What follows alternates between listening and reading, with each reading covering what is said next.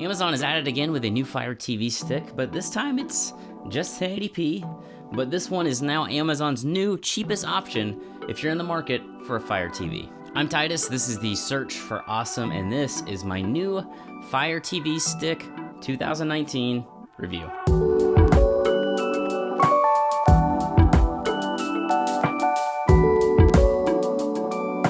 When I first got the email that Amazon was launching a new Fire Stick, I was kind of like, wow, that was kind of fast. I mean, it was just 2 months ago that I reviewed the 4K Fire Stick, and that one was pretty good for 50 bucks. And then I saw the new Fire Stick, and I was like, oh, it's a non-4K Fire Stick for $10 cheaper. Do people not have $10 extra dollars lying around? Really? There's like a big market of people that wouldn't be able to afford the $50 one, but I don't know, this Fire Stick may very well be the perfect Fire Stick for you. Let's start off with the box. Not too much to say here. It includes a power adapter, the Fire TV itself, and an HDMI extender if your TV is too tightly packed for the Fire Stick by itself. There is also some documentation, which who cares? Spec-wise, you're looking at a quad-core chip powered at 1.3 gigahertz, whereas the 4K Fire TV that released late last year was a quad-core chip to power at 1.7 gigahertz. So I would expect it to be a little bit slower than the 4K version, but from my experience so far, it's been pretty close to the same speed. Maybe the 4K's got the edge, but it's hardly noticeable. I did my Crossy Road test, and it played pretty good, but maybe not quite as good as I can play on my phone. I mean, phones just have really powerful chips these days, but it can definitely play the game.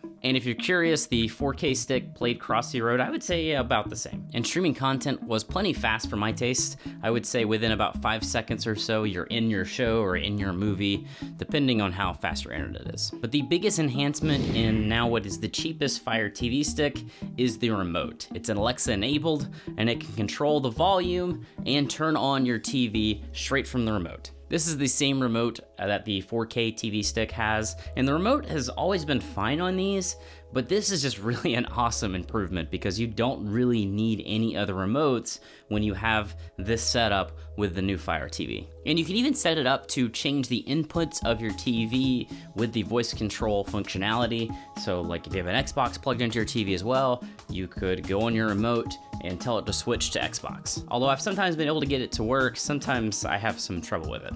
Hopefully Amazon will fix that. And even better, you can use voice control powered by Alexa to play particular TV shows or movies or whatever.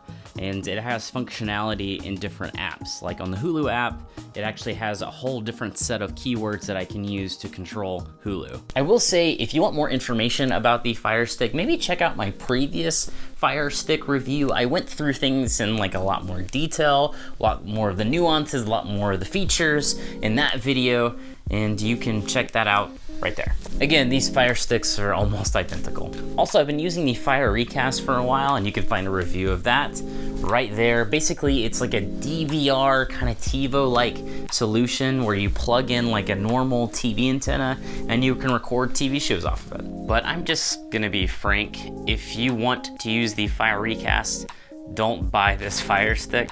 I would just buy the 4K version. The 4K version works with great.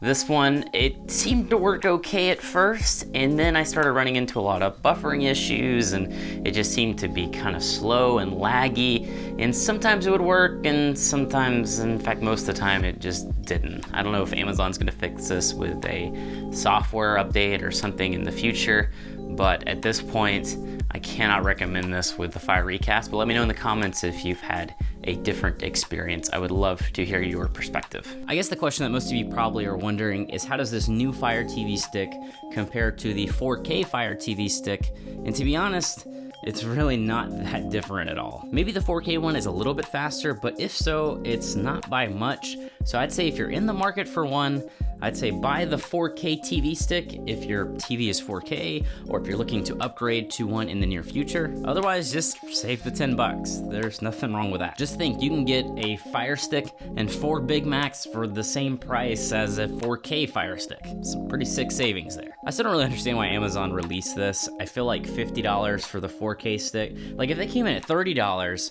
then I could say, oh yeah, absolutely, that's a nice savings there. But $10, really? I don't get it. But anyway, thanks for watching, and let me know what you thought of the video with a like or dislike, and subscribe because I have more videos coming up just like this real soon. Thanks again, and I guess I will see you next time when the search for awesome continues.